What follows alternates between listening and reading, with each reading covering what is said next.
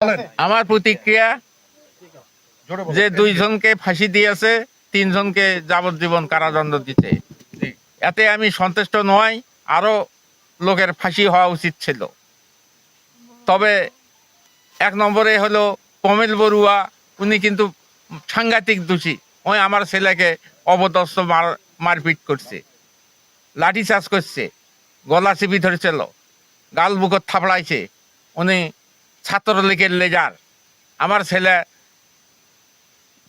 রোকেয়া ভার্সিটির ছাত্র সমন্বয়ক। এই হিসাবে উনি চেম্বারের ভিতর বক্তব্য দিয়েছিল যে আমার ছেলে বলছিল যে আমি কোনো সরকার বিরোধী আন্দোলন নয়, আমার নিজের অধিকার আদায়ের জন্য। এই কথা কওয়ার পরে তাকে আজ পিছল পাকে যে গলা চিপি ধরে গাল বুকত থাপড়াইছিল। অরে কঠিন বিচার হওয়া উচিত ছিল।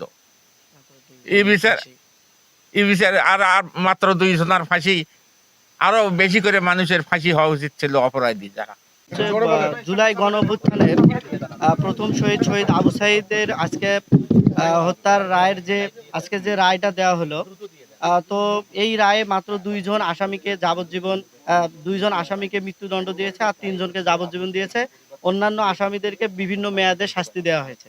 আসলে এই জুলাই গণ অভ্যুত্থানে যে হত্যাকাণ্ড হয়েছে, দিনের আলোর ন্যায় একটা সকলেই দেখেছে যে কারা হত্যা করেছে, কারা সম্পৃক্ত ছিল। তো মাত্র 2 জন আসামিকে মৃত্যুদণ্ড দিয়ে আসলে এই রায়টা আমার কাছে মনে হয় না সন্তুষ্ট। আমরা আমাদের পরিবার থেকে আমরা কেউ সন্তুষ্ট না। এখানে যারা যাবজ্জীবন যাদেরকে দেওয়া হয়েছে তারা নিশ্চিত তাদেরকে ফাঁসির আদেশ দেওয়া উচিত ছিল। কিন্তু বিজ্ঞ আদালত কি মনে করে যে তাদেরকে যাবজ্জীবন দিল। আর এই যে কমল বড়ুয়া যারা এদের সম্পৃক্ত ছিল হত্যাকাণ্ডের সাথে, যারা ইন্ধনদাতা ছিল, তাদেরকে এত কম সময় বা কম একটা দিনের যে রায় দিয়েছে, আসলে এটা খুবই দুঃখজনক। এইভাবে যদি একটা এত বড় একটা মামলার রায় শুধুমাত্র 2 জন আসামিকে মৃত্যুদণ্ড দিয়ে যদি পার পায়, তাহলে আসলে এটা দুঃখজনক, খুবই দুঃখজনক। আমরা আশা করছি আসলে এই রায়ের যদি আরো অন্য কিছু করা যায়, আপিল করা যায়, করেও যদি সাজা বাড়ানো যায়, তাহলে অন্তত পরিবার থেকে সবাই খুশি থাকবে।